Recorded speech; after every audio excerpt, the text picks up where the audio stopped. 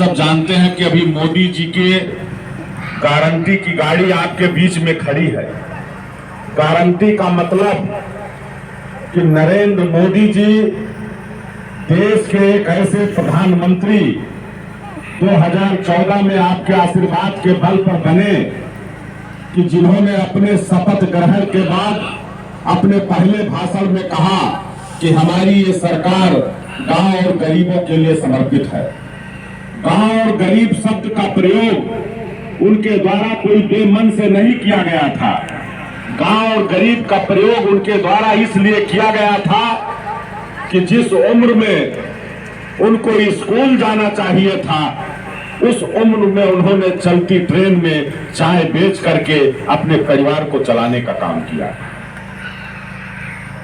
उन तमाम प्रकार के भीषण समस्याओं के बावजूद भी उनकी माताजी बड़े घरों में झाड़ू पोछा लगा करके अपने परिवार को बढ़ाने का काम किया।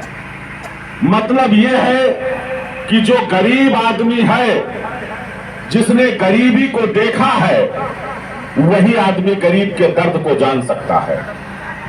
चाहे कांग्रेस पार्टी के नेता राहुल गांधी हो, चाहे समाजवादी पार्टी के नेता अखिलेश यादव हो। ए भैया, आप बहुत डिस्टर्ब कर रहे हैं। नहीं, वो बैठ लेंगी, स्वयं सेक्रेटरी हैं, आपको इतना मेहनत करने की क्या जरूरत है। आप पीछे चलिए उधर। नौटंकी थोड़ा हो रही है कि कोई आवे, जिसको बैठना होगा बैठेगा, नहीं बैठेगा अपने आराम से जाएगा घर। नरेंद्र मोदी जी देश के ऐसे प्रधानमंत्री हुए कि जिन्होंने अपना पूरा जीवन गरीबों के लिए समर्पित किया। और ये सिर्फ कहने के लिए नहीं, उन्होंने करके दिखाया। और करके इसलिए दिखाया कि आज पूरे देश में जो हमारी माताएं बहनें, जो हमारे गरीब समाज के लोग, जो कभी अब बाजार में जाकर के बैंक का नाम सिर्फ बोर्ड पर देखते थे, लेकिन बैंक में जाने की उनकी हिम्मत नहीं पड़ती थी। और बैंक में जाने का मतलब भी उनका नहीं था, क्योंकि उनके पास जब पैसा नहीं था तो फिर बैंक उनको बैंक के अंदर घुसने की इजाजत क्यों देता।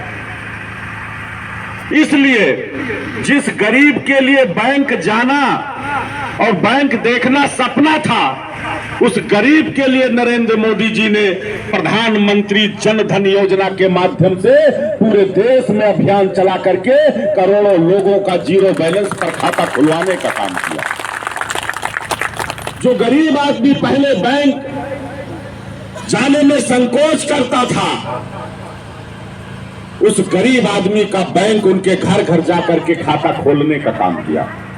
और जब नरेंद्र मोदी जी बैंक का खाता खुलवा रहे थे, तो यही कांग्रेस पार्टी और समाजवादी पार्टी के लोग नरेंद्र मोदी जी के ऊपर ये आरोप लगा रहे थे कि नरेंद्र मोदी जी जनता को भ्रमित करने का काम कर रहे हैं, क्योंकि गरीब के पास जब पैसा नहीं है तो उनका बैंक में खाता खुलवाने से मतलब क्या है। उनकी भी सोच वहां तक जायज थी, क्योंकि जो जितना सोचता है उतना कहता है। लेकिन नरेंद्र मोदी जी एक ऐसे भगवान के रूप में आए कि जहां सबकी सोच समाप्त होती है, वहां नरेंद्र मोदी जी की सोच की शुरुआत होती है। उनको ये पता था कि अगर हम खाता नहीं खुलवाएंगे तो जिस तरह से पूर्व प्रधानमंत्री स्वर्गीय राजीव गांधी ने दिल्ली की लोकसभा में कहा था कि अगर हम 100 रुपए गरीब आदमी तक भेजते हैं तो 85 रुपए दलाल खा जाते हैं, 15 रुपए ही जरूरतमंद तक पहुंचता है। उनके इस बात को न तो वो स्वयं लागू कर पाए, न उस समय के पूरे भारत में कांग्रेस पार्टी की हुकूमत थी, लेकिन उनकी बात किसी ने सुना नहीं। लेकिन जब नरेंद्र मोदी इस देश के प्रधानमंत्री बने, जिन्होंने गरीबी में अपना जीवन बिताने का काम किया था, गरीब का दर्द कैसा होता है उसको उन्होंने महसूस किया था, तब उन्होंने कहा कि न खाएंगे न खाने देंगे, न खाएंगे न खाने देंगे। तब आज माननीय नरेंद्र मोदी जी के द्वारा और उत्तर प्रदेश के मुख्यमंत्री माननीय योगी जी के द्वारा जितनी भी योजनाएं संचालित हैं वो सब की सब योजनाएं लाभार्थी के खाते में डायरेक्ट पैसा देने का काम कर रहे हैं।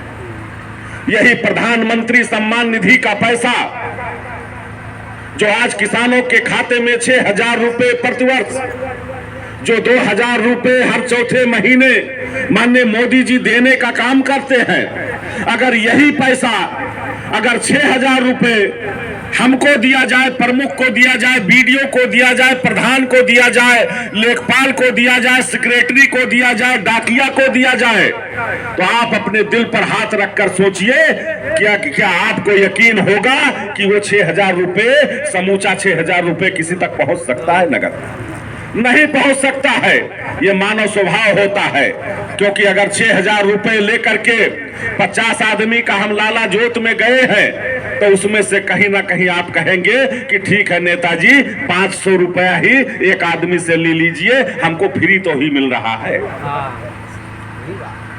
लेकिन माननीय मोदी जी ने कहा कि ना खाएंगे ना खाने देंगे, तब आज उसी खाते में नरेंद्र मोदी जी दिल्ली से बटन दबाते हैं और गरीबों के खाते में पैसा पहुंच जाता है कि आप अपना पैसा आपके बैंक में पहुंच चुका है, आप अपने जरूरत के अनुसार उस पैसे को खर्च कर सकते हैं।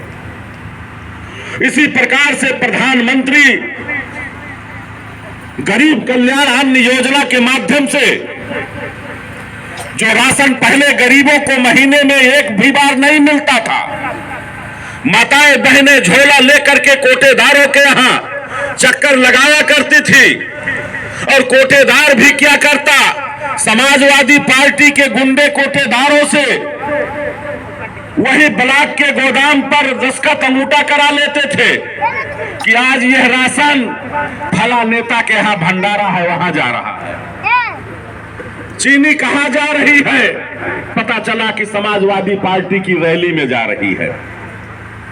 कुल मिलाकर के जो राशन पहले महीने में एक बार नहीं मिलता था, वही राशन गरीबों को माननीय प्रधानमंत्री महोदय ने कोरोना जैसे भीषण महाकाल में, जब कोरोना की महामारी आई, तब ये लगा कि दुनिया अब रहेगी नहीं, क्योंकि उस समय का जो मंजर था, रेल की यातायात बंद थी, हवाई जहाज की यात्रा बंद थी, private bus stand, taxi stand, रोजबेड पूरी तरह से लॉकडाउन था।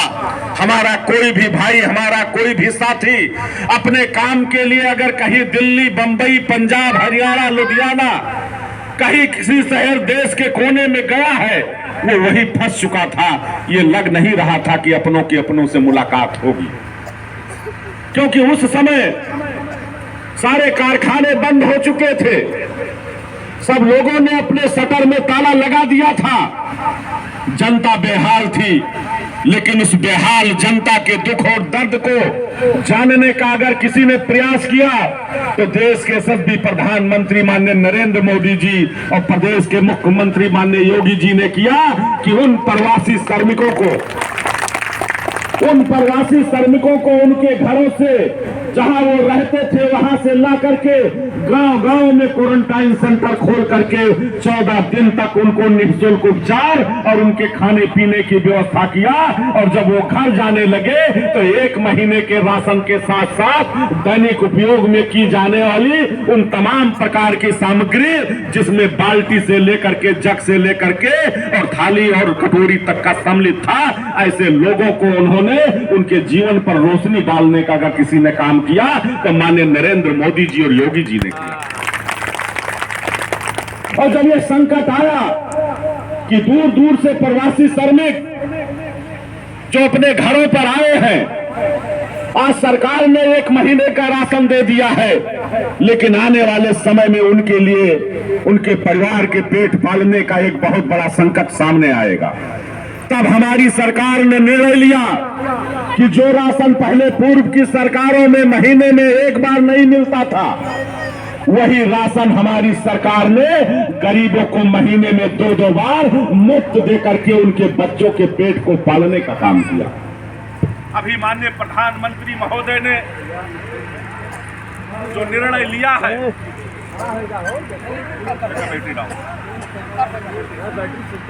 हमारी सरकार ने अभी प्रधानमंत्री महोदय ने यह निर्णय लिया है कि हम गरीबों को महीने में एक बार निःशुल्क राशन आने वाले 5 साल तक हम देने का काम करेंगे, चाहे वो प्रधानमंत्री आवास का पैसा हो, चाहे अभी भीषण बाढ़ के कारण जिसका घर हो गया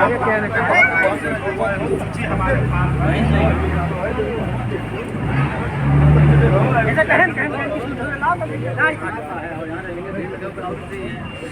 प्रधानमंत्री आवास योजना के अंतर्गत अब तक ग्राम सभा गिदरैया लाला जोत में 12 लोगों को प्रधानमंत्री आवास देने का काम हमारी सरकार ने किया है।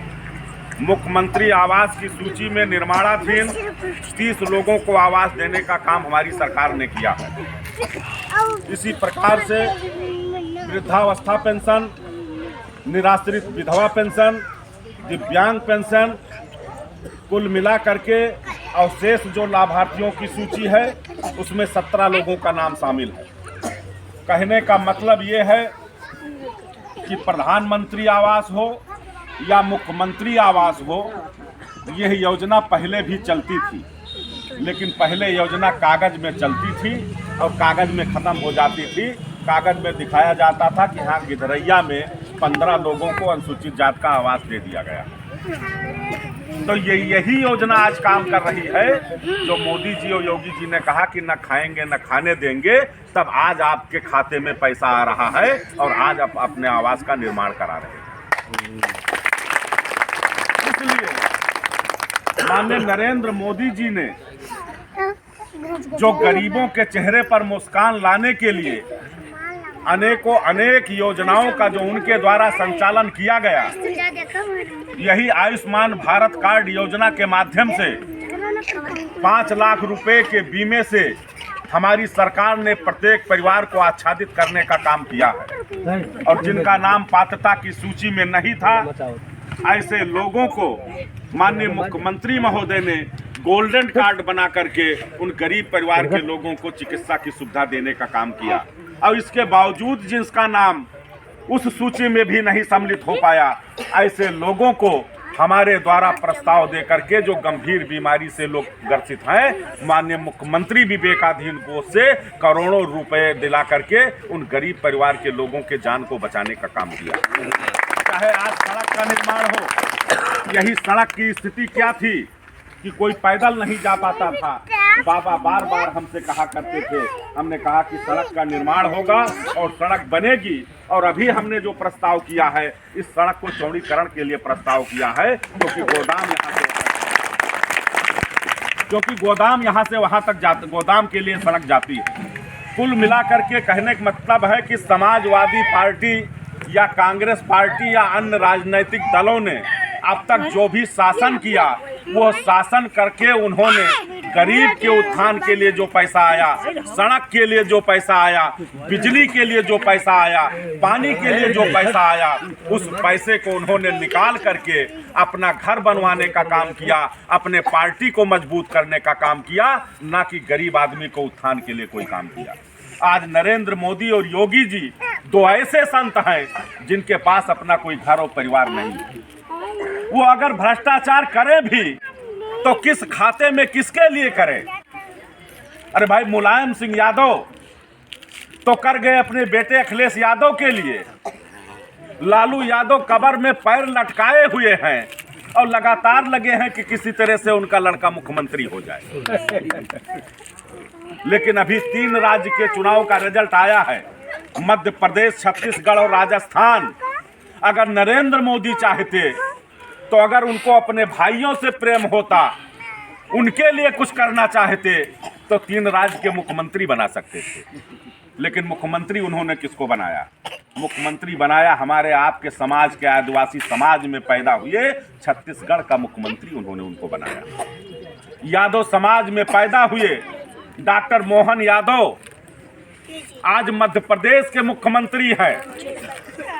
भजन लाल शर्मा जी जो पहली बार विधायक जीते, जिनको पता नहीं था कि हमारी किस्मत का पिटारा 2 मिनट के अंदर खुलने वाला है, वो सबसे पीछे लाइन में बैठे थे और जब वहां जाकर के प्रभारी ने अनाउंस किया कि माननीय नरेंद्र मोदी जी का निर्देश है कि पंडित भजन लाल शर्मा जी राजस्थान के मुख्यमंत्री होंगे, जहां कहीं भी उनके माता पिता टीवी देख रहे थे, घर पर वो वही रोने लगे। उनको लगा कि ये खबर फर्जी आ रही है। तब लोगों ने बताया कि नहीं माता जी, ये खबर सही है, आपका बेटा मुख्यमंत्री पद की शपथ ले रहा है, अब आप अपनी निगाह टीवी की तरफ दिखाइए। तो क्या ये सपा बसपा कांग्रेस के लोग इतनी बड़ी खुशी को किसी दूसरे को देने वाले हैं? वो नहीं देंगे। उनका काम सिर्फ है कि जब चुनाव आएगा तब उस चुनाव में घर में रखे हुए अलमारी में कपड़े को, कुर्ते को फिर से प्रेस करवाएंगे और तब आपके बीच में अच्छा अंगोछा डाल करके, अगर आपको आवाज मिला है, आपके भाई नहीं मिला है, तो आपसे बात नहीं करेंगे, उनसे बात करेंगे कि आपको क्यों उन्होंने नहीं दिलाया। तो उनसे आप पूछ सकते हैं कि कम से कम नरेंद्र मोदी जी और योगी जी ने लाला जोत जैसे अनुसूचित जात की बस्ती में अगर 50 लोगों को प्रधानमंत्री मुख्यमंत्री आवास दिलाने का काम किया, तो आपकी सरकार थी, आपने एक आदमी को क्यों नहीं दिलाने का काम किया? आज सड़क का काम चल रहा है, बिजली का काम चल रहा है। यही बिजली पहले एक सप्ताह दिन में, एक सप्ताह रात में आती थी। गरीब आदमी अपने लड़की की शादी की मुहूर्त पंडित जी से जब बिचरवाता था तो ये कहता था कि जब रात में बिजली आवे तब पंडित जी मेरे बेटी की शादी की मुहूर्त निकालना, क्योंकि कम से कम जनरेटर का पैसा डीजल का तो बच जाएगा। आज बिजली नियमित रूप से, चाहे वो गरीब की बस्ती हो, चाहे बड़े आदमी की बस्ती हो, चाहे अनुसूचित की हो, चाहे अल्पसंख्यक की हो, चाहे जिसकी बस्ती हो, क्योंकि भारतीय जनता पार्टी का जो संकल्प है वो संकल्प है सबका साथ, सबका विकास और सबका विश्वास। हम जात के आधार पर, धर्म के आधार पर, मजहब के आधार पर योजना को नहीं चलाते हैं, हम गरीबी के आधार पर चलाते हैं, क्योंकि नरेंद्र मोदी जी का कहना है जो गरीब है वही हमारी जात है। इसलिए आज 40 राजनीतिक पार्टियां माननीय नरेंद्र मोदी जी के विजय रथ को रोकना चाहती हैं, लेकिन भगवान की ऐसी कृपा कि भगवान राम जो 550 साल तक इसी प्रकार के टेंट में जिनका पूरा समय बीता, और ये भगवान ने लिखा था, विधाता ने लिखा था कि नरेंद्र मोदी और योगी दो ऐसे संत आएंगे जिनके हाथों से भगवान श्री राम के मंदिर का निर्माण होगा। और आने वाले 22 जनवरी को भगवान श्री राम के राम का मंदिर का निर्माण हो करके माननीय योगी जी और मोदी जी के हाथों से लोकार्पण होने वाला। इसलिए नरेंद्र मोदी जी के ऊपर और योगी जी के ऊपर गरीब का आशीर्वाद प्राप्त है, भगवान का आशीर्वाद प्राप्त है, राम जी का आशीर्वाद प्राप्त है, भगवान भोलेनाथ का आशीर्वाद प्राप्त है। इसलिए राजनीतिक पार्टियां उनका बाल बांका नहीं कर सकती। और आने वाले 2024 में पूरे देश की जनता ने मन बना लिया है कि नरेंद्र मोदी जी को तीसरी बार भारत का प्रधानमंत्री बनाएंगे, संकल्प ले लिया है। इसलिए आज के अवसर पर हम सेक्रेटरी साहब से कहेंगे कि आप अभी यहाँ अपने कर्मचारियों के साथ और स्वास्थ्य विभाग की टीम भी कुछ देर के लिए यहाँ रुक जाएगी। जैसे अभी एक सज्जन आए थे, उनका तबीयत उनकी खराब है, अगर आपके लायक उनका उपचार है तो ऐसे लोगों का चेकअप करके उनको दवा दे दीजिए। और जो भी लोग यहाँ योजना से वंचित रह गए हैं किन्हीं कारणवश, उनकी पूरी सूची तैयार कर लेंगे और जैसे जैसे बजट आता जाएगा जो लोग छूटे हैं उनको भी हम योजना का लाभ दिलाने का काम करेंगे। इन्हीं शब्दों के साथ आप लोग का बहुत बहुत धन्यवाद। जय हिंद, जय भारत। एक बार हम लोग अपने स्थान पर खड़ा होकर के शपथ लेने का काम करेंगे। हाथ आगे करके सब माता बहन बच्चे सब, एक शपथ है माननीय नरेंद्र मोदी जी का, उस शपथ को लेंगे मैं गर्व से हमारा संकल्प विकसित भारत की प्रतिज्ञा लेता हूँ। हम शपथ लेते हैं कि भारत को 2047 तक आत्मनिर्भर और विकसित राष्ट्र बनाने के सपने को साकार करेंगे। गुलामी की मानसिकता को जड़ से उखाड़ फेंकेंगे। देश की समृद्ध विरासत पर गर्व करेंगे। भारत की एकता को सुदृढ़ करेंगे और देश की रक्षा करने वालों का सम्मान करेंगे। नागरिक होने का कर्तव्य निभाएंगे। बोलिए भारत माता की, भारत माता की जय श्री राम, जय श्री राम, हर हर महादेव की। धन्यवाद।